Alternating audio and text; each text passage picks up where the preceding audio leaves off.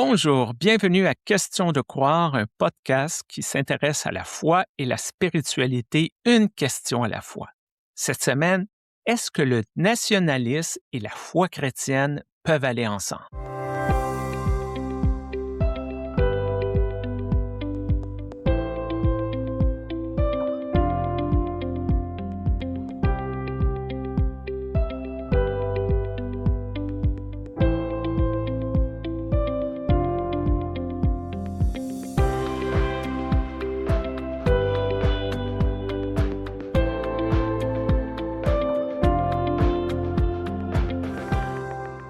Oui, c'est vrai, bonne question. Et d'ailleurs, quelle est la nationalité, de Dieu? Tu sais ça toi, Stéphane? C'est bien connu, Dieu est un Québécois. Exactement. Et d'ailleurs, c'est ce qui peut arriver si tu es à table avec, des chrétiens de plusieurs nationalités.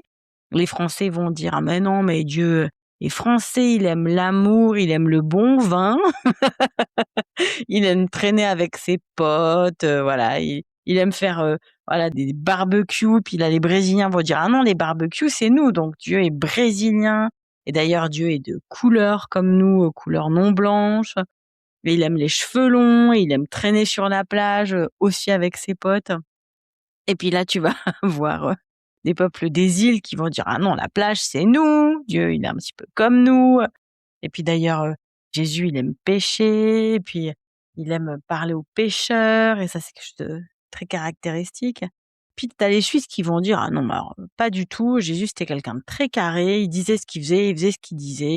Quand un truc était pas bien organisé ou pas très correct, il râlait comme il faut, et puis en même temps, souvent il dérangeait pas les gens, il s'en allait dans le désert». Et puis là, les peuples du désert vont dire: «Bah, voyez bien que» donc en fait, c'est une conversation qui n'en finit plus sur la nationalité, de Dieu ou de Jésus.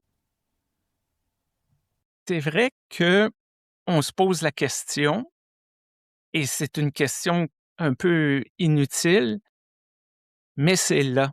Par exemple, comment qu'on peut dire avec toute certitude que Dieu est dans notre camp lorsqu'on a un affrontement, lorsqu'on a un conflit? On voit ça là, dans les joutes sportives, les gens vont prier avant un match. Et ça me fait penser, il y avait une émission de télévision, c'était une comédie, il y avait un extraterrestre qui voyait ça, puis qui disait: «Mais pourquoi qu'on prie, là? Eux autres aussi prient. OK, je comprends. On prie notre Dieu, puis notre Dieu va être plus fort que leur Dieu. Comme ça qu'on va gagner». C'est vrai que c'est absurde, toute cette idée-là de penser que, ah oui, Dieu est avec ma nation, est avec mon groupe, avec ma tribu, avec ma famille, plus que les autres. En tout cas, en France, hein, bon, moi, je viens plutôt d'Alsace que de France, pour être tout à fait honnête, et puis je suis plutôt alsaco-catalane que franco-espagnole, mais en France, j'ai toujours entendu que la France était la fille de l'Église. La Alors fille c'est aînée. la fille aînée de l'Église. Alors c'est une expression étonnante, surtout, ben, moi, c'est vrai, tout je suis luthéro-réformée, je suis d'origine, catalane espagnole. J'ai pas toujours compris ce que ça voulait dire, d'autant qu'il me semble que les conséquences de cette filiation, privilégiée, finalement, sont pas si bonnes spirituellement. Parce qu'il y a énormément de personnes avec qui j'ai pu parler, souvent d'un certain âge, c'est vrai, pour qui la foi s'apparente à une contrainte forte. Et puis sans parler des écoles catholiques, hein, qui continuent à faire parler d'elles. Là, moi, j'écoute, le bouquin audio sur Bétarame, c'est l'enfer, la façon dont on a traité les enfants, les jeunes il y a encore très peu d'années. Et puis, si je vais dans mon autre pays de cœur, c'est l'Espagne.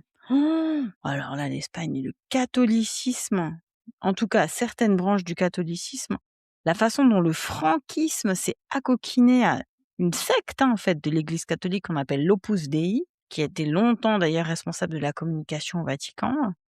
Et je me rends compte que ces 2 pays avec lesquels, j'ai des attaches culturelles généalogiques, la France et puis, l'Espagne, connaissent un déclin énorme dans leur vie communautaire. Donc je me dis: «C'est peut-être pas une si bonne idée, d'avoir un trop grand lien de proximité avec une église. Pour une nation, c'est pas toujours garant d'une super bonne santé spirituelle». D'un point de vue, canadien, on regarde vers le sud, le nationalisme chrétien a toujours été très fort aux États-Unis. Tous les discours, politiques se terminent presque toujours par, «God bless America», que Dieu bénisse les États-Unis. Mais là, récemment, on a quand même atteint un niveau supérieur, là. C'est quand même assez fort. Trump qui se présente comme une figure messianique envoyée par Dieu pour sauver le pays, ou en tout cas une certaine vision du pays. Mmh. Les membres de l'administration qui utilisent la religion, le vice-président qui est catholique romain depuis 7 ans se permet de dire au pape de faire attention lorsqu'il parle de théologie parce qu'il faut pas qu'il déconne.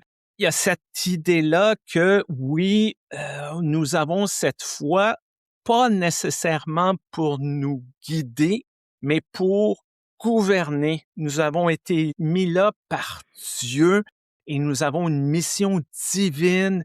Nous sommes les envoyés de Dieu. Il y a quelque chose de très malsain là-dedans. Il y a un mélange là, très malsain, c'est très toxique. Ouais, cette toxicité, tu vois, pour l'instant, depuis là où je suis et ce que j'observe, je me rends compte qu'il y a pas trop ça en Suisse. Alors je me dis: «Mais pourquoi? Pourquoi est-ce qu'il y a pas un nationalisme aussi fort qu'en France et puis bien moins présent qu'aux USA?» alors qu'il y a un fonctionnement assez similaire du fait du fédéralisme, en fait, hein. Bien ici, c'est un fédéralisme qui fait que chaque canton a sa ou ses confessions religieuses. Il y a des cantons qui sont catholiques, d'autres qui sont réformés, d'autres qui sont un peu mixtes. Et du coup, comme ce nationalisme suisse est bien moins centralisé, moins homogène que la France, et finalement aussi que les États-Unis, on peut se payer le luxe d'avoir tout plein d'identités fragmentées. Et bien finalement, en étant moins homogène, la question du nationalisme est plutôt imbriquée dans des identités cantonales fortes. Les gens, ils diront qu'ils sont vaudois avant d'être suisses, ils diront qu'ils sont zurichois avant d'être suisses. C'est assez important pour eux et elles. Et du coup, l'identité, religieuse passe encore en deuxième plan.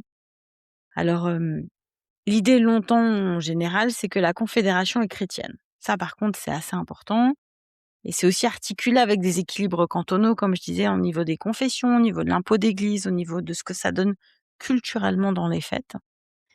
Mais il y a surtout une notion qui est liée à cette neutralité suisse, qui est la paix sociale. Moi, lorsque je vais être inscrite à l'ordre des ministres suisses, en tout cas on espère, hein, c'est ce que moi j'aimerais, des ministres vaudois en septembre, je vais prendre des engagements. Et le tout dernier engagement de la liste, il y en a tout plein, il y a les engagements classiques, prêcher, et cetera, voilà, s'occuper des gens, tout ce qu'il faut, c'est de participer activement à la paix sociale. Et à partir de là, on comprend aussi pourquoi est-ce que les autres identités sont là, sont importantes, mais elles doivent pas jamais, jamais prendre le dessus sur cette paix sociale.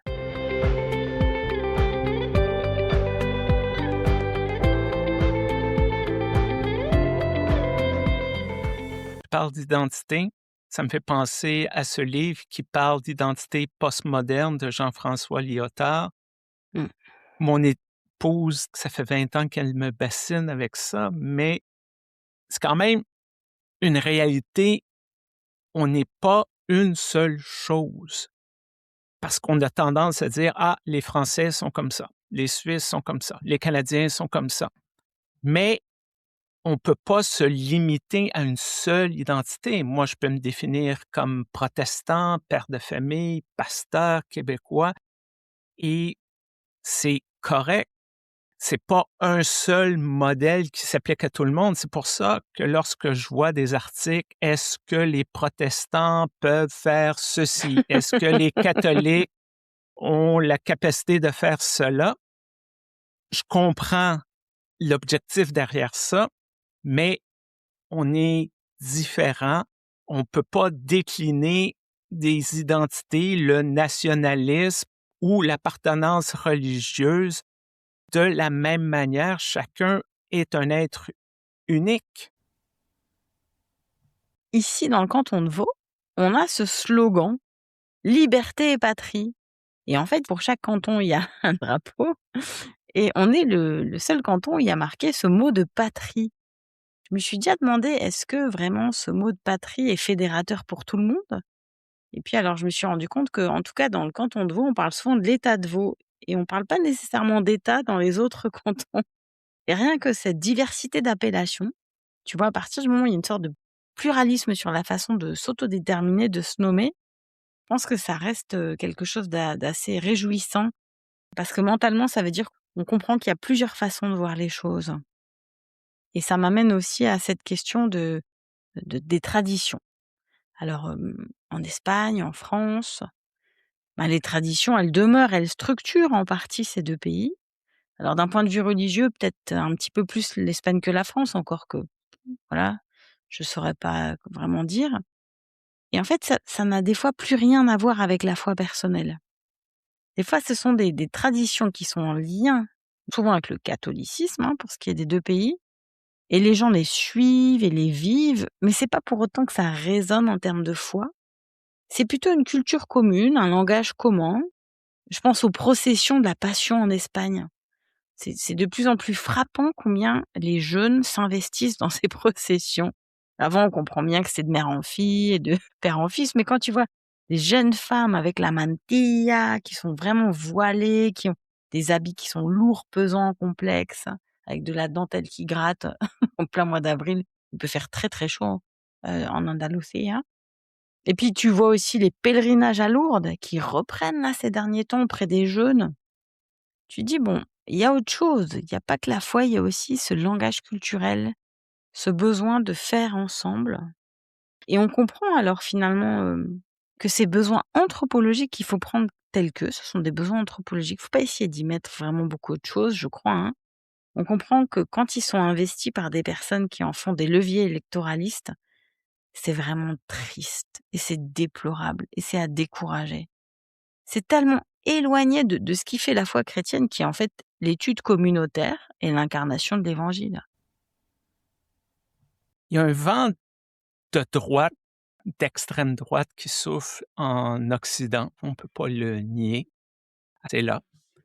Et oui, on voit des politiciens, des groupes politiques qui essaient de regrouper cette foi-là comme une espèce de véhicule. Moi, je suis toujours sceptique. Je crois pas que ces personnes-là sont vraiment religieuses. Peut-être, mais ils utilisent ce véhicule-là. Ils utilisent les symboles. C'est pour faire avancer leur idéologie, leur agenda politique. Et c'est triste parce que c'est ça aussi qui donne mauvaise presse. C'est ça aussi qui donne une mauvaise image à la foi, qu'elle soit chrétienne, musulmane, juive ou peu importe. C'est ces personnes-là qui disent: «Ah, je vais utiliser tel passage biblique pour justifier de discriminer contre tel groupe. Je vais utiliser telle tradition religieuse pour que j'aie plus de pouvoir». Puis après, on se dit: «Ah, la religion, c'est ça qui crée les conflits». Non, c'est les gens qui instrumentalisent souvent la religion qui crée le conflit. Moi, je me demande aussi un petit peu, lorsqu'on instrumentalise comme ça la foi à des fins politiques, quand on veut absolument faire passer le message que tel coin appartiendrait à telle personne et que s'il y avait trop de personnes d'un autre coin, ben, ça fonctionnerait pas. Je me demande ce qu'on fait avec un certain nombre de versets bibliques. Je pense par exemple à Jean 18, verset 36. Mon royaume n'est pas de ce monde. C'est assez clair que le monde, c'est ce qu'on traverse, ce qu'on co-construit ensemble, ce qu'on habite, là où on incarne quelque chose de l'ordre, pas de l'église, de l'ecclésia, donc de ce qui est dispersé et puis rassemblé à certains moments. Et puis après, il y a le royaume, il y a tout simplement ce qui est à venir et c'est ce vers quoi on tend. C'est pas les passages bibliques qui manquent pour nous rassembler. Bon, il y a le classique Galates 3, versets 27-28. Vous tous, en effet, vous êtes unis au Christ dans le baptême. Vous avez été ainsi revu la manière d'être du Christ. Il n'y a ni juif, ni païen, il n'y a plus ni esclave, ni citoyen libre, il n'y a plus ni homme, ni femme. En effet, vous êtes tous un, unis à Jésus-Christ. C'est difficile d'être plus clair Mmh. que ça. On n'est pas supposé avoir ces délimitations-là. Je pense pas que tout est effacé, mais nous sommes unis. On peut être un homme, on peut être une femme, mais on est unis. Et c'est ça, moi, que je retiens de cette idée-là, c'est que on peut être fier de son pays quand l'épisode sera diffusé. En tout cas, on espère qu'il y aura une Coupe du monde. On ne sait jamais avec les États-Unis qu'est-ce qui se passe, mais on Ouais. espère. Et on peut être fier que son pays soit à la Coupe du monde, mais est-ce qu'on est obligé de dénigrer l'autre pays ou les traités de ci et de ça? C'est l'union qui est supposée nous réunir malgré nos différences. Et puis je trouve que c'est important de se rappeler que nos identités sont là pour participer de la richesse du monde, pour participer de la diversité, pour participer de la pluralité. Maintenant avec cette mondialisation et puis le fait qu'on cherche un peu du travail un peu partout, comme moi j'ai fait, comme mes ancêtres ont fait, on a des gens qui ont 3, 4, 5, 10 cultures, qui finalement s'enrichissent de génération en génération. Et je trouve que c'est beau de se dire qu'on est tous et toutes un peu en migration. Et peut-être qu'il y a des gens autour de nous qui ont fui des régimes qui ont fait alliance avec des courants religieux pour opprimer leur population. Et peut-être qu'en fait, ben, ils sont ravis d'arriver dans un pays neutre, un pays où la confession qui semble un peu officielle ou culturelle ou financée ou des fois un peu prépondérante, voilà. Mais finalement, elle n'est pas là pour opprimer les autres, mais juste pour être un marqueur culturel, une façon de s'identifier ou d'unir ou bien d'offrir des espaces tout simplement au service de la population comme nous, l'Église réformée vaudoise. On est vraiment là pour être au service de la population et pas pour pour en faire tout le monde des réformés, c'est pas du tout ça l'objet, quoi. Donc je me dis dans mon ministère, je suis heureuse d'incarner qui je suis, non pas pour que les autres deviennent comme moi ou bien se conforment à ce qu'il faudrait être, mais parce que comme je suis qui je suis et puis qu'on m'a demandé de rendre ce service à la population, ben, tout un chacun peut s'épanouir en étant qui il et elle est. Je crois qu'on a de la difficulté à penser en termes d'Église universelle. On C'est sait il y ça. a des églises partout autour du monde, on sait qu'il y a des chrétiens partout, mais à quelque part, on se dit chacun a sa petite église, chacun fait son petit truc de son côté, mais on a de la difficulté à mettre ça ensemble, de voir les liens qui nous unissent, de voir davantage les similitudes que les différences.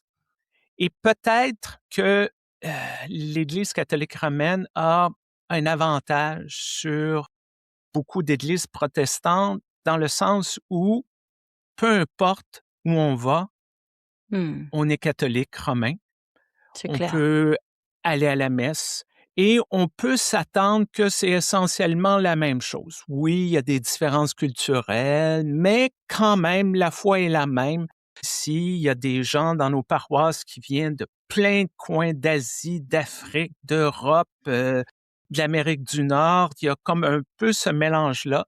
Et parfois, dans nos églises plus protestantes ou plus nationales, on a tendance à se regrouper entre tribus, je peux dire.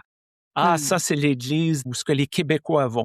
Ah, ça, c'est l'église où les Camerounais vont. Les Français aussi. Voilà. Donc, il faut peut-être se réapproprier cette idée-là d'église universelle qui accepte les nationalités et qui les incorpore les unes aux autres.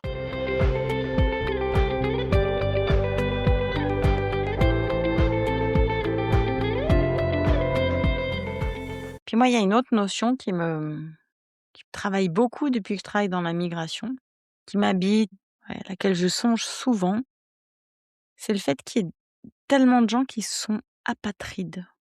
Être apatride, ça veut dire quoi?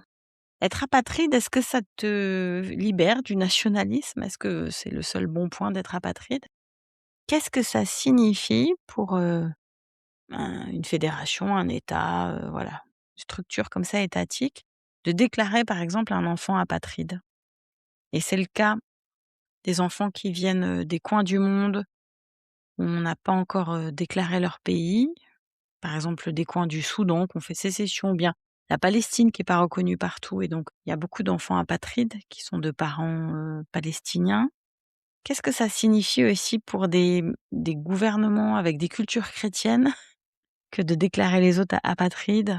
Comment est-ce qu'ils le mettent, en relation avec leur lecture de la Bible? Moi, je lis en Philippiens 3:20: «Notre patrie à nous est dans les cieux. Notre patrie à nous est dans les cieux. Et celui que nous attendons comme sauveur, le Seigneur Jésus-Christ, viendra des cieux». Qu'en fait, c'est cette notion de patrie qui se trouve ailleurs, de royaume qui est à construire et tout ça, ça dépasse, ça englobe et j'espère que ça enrichit aussi notre conception, de la nation. Moi, c'est vrai que je suis pas très nationaliste, mais je suis éventuellement patriotique dans le sens où j'estime que je me sens assez redevable, des pays qui prennent soin de moi, qui prennent soin de mes enfants, qui éduquent mes enfants à l'école. Moi, je me sens assez redevable, mais nationaliste, non, vraiment pas. Et l'une des choses, encore une fois, que l'on sait, mais qu'on n'aime pas nommer ou qu'on ne veut pas trop regarder, c'est la question du racisme. Ah ouais. Ce racisme se trouve à l'intérieur de nos églises. On a fait un épisode il n'y a pas trop longtemps. Si vous l'avez manqué, vous pouvez le rattraper. Tu tu tu, c'est la page de pub. Oui, on peut dire qu'en tant que chrétien, on croit tous et toutes au même Dieu. Il y a toujours ce mais. Mais nous sommes supérieurs. Mais nous connaissons mieux. Mais nos pratiques sont meilleures. Mais nous sommes plus inclusifs ou plus évolués. Nous ne sommes pas tous et toutes égaux dans nos églises. Nous le sommes devant Dieu. Oui, moi j'y crois. Mais c'est pas vrai qu'il n'y a pas cet impact-là dans nos nations, dans nos églises. On pourrait se dire, ben oui, peut-être que nos États, c'est raciste, puis nous, dans l'Église, on ne l'est pas. Parce que bon, il y a tellement d'exemples, là. Juste la fin de Matthieu, là, dans le chapitre 28. Allez donc auprès des gens de tous les peuples et faites d'eux et d'elles mes disciples, baptisez-les au nom du Père, du Fils, du Saint-Esprit. C'est pas faites-en mes disciples s'ils sont blancs, s'ils parlent telle langue, si. Non, c'est inconditionnel. Tous les peuples. Moi, c'est vrai que je me dis, je viens d'une culture comme ça où on m'a toujours dit: «Tu es chez toi, là où tu œuvres pour le bien, en fait et à partir de là, ben, tu vas devenir citoyenne» et devenir citoyenne, c'est un petit peu la première étiquette, la première définition. Citoyenne, ça implique plein de choses, ça implique une solidarité un peu collective, ça implique d'agir et c'est ça le critère pour moi. C'est une nation, une patrie. D'ailleurs, j'aime beaucoup ce slogan dans le canton de Vaud: «Liberté et patrie». Elle est constituée de gens libres et qui choisissent, d'être citoyens et citoyennes ensemble. Ici, il y a un joli mot pour dire qu'on était à l'école ensemble, c'est qu'on était contemporains. Et donc, des fois, je croise des gens et puis, ils disent: «Ah, est-ce que vous avez des nouvelles de ma contemporaine?» Au début, je comprenais pas. Mais je trouve ça beau, tous ces mots pour se nommer les uns les autres. Et à la fin de cet épisode, j'ai une petite pensée émue pour mon père. Mon père qui, venant, de l'Espagne franquiste, ayant une fille en Alsace, ben, il m'avait pas déclarée, à l'ambassade ou au consulat espagnol. Et quand j'étais petite et que je disais aux gens, ben, voilà, que j'étais d'origine espagnole, souvent ils me disaient: «Mais tu as la nationalité?» Et puis je dis: «Ben non, parce que mon père, il est pas allé me déclarer parce que mon père, en fait, il m'a dit que très vite, on allait tous avoir le passeport européen». Et ça, c'est un peu l'utopie d'une certaine génération de dire, que toutes ces nations allaient simplement se regrouper dans des grands espaces de paix. Et finalement, je me dis, ils y croyaient à cette utopie et c'était une utopie un peu chrétienne, un peu en lien avec le royaume, de dire qu'il y aurait plus de frontières en Europe. Peut-être vous, un jour, hein, vous aurez plus de frontières dans toutes les Amériques, hein. Je sais aussi qu'en Afrique, déjà, ils essayent d'abolir les visas entre les différents pays pour permettre la meilleure circulation des personnes. et c'est un petit peu, mon rêve. Je dois reconnaître qu'on soit citoyen et citoyenne actifs, engagés, avec des élans de loyauté effectivement, mais surtout que ce soit pas les frontières qui définissent, notre identité. Merci, Joanne, pour cette conversation aujourd'hui. Merci à toi Stéphane et puis à très bientôt de vous lire ou bien de vous découvrir sur notre groupe WhatsApp ou par mail. On aime beaucoup les interactions, on aime beaucoup le débat et si on n'est pas d'accord, c'est encore mieux. Hein Stéphane? Absolument, et peu importe votre nationalité, peu importe Ah oui. votre foi, question de croire@gmail.com. On veut remercier l'Église unie du Canada, notre commanditaire, avec son site moncredo.org qui relaie nos podcasts et aussi qui présente des blogs et des vidéos sur des enjeux et des questions de foi et de spiritualité. Merci à Réforme qui relaie notre podcast. Comme a dit Joanne, il y a le groupe WhatsApp. Les liens sont dans la description de l'épisode. Et nous, on continue. Alors, à très bientôt, Joanne. À bientôt.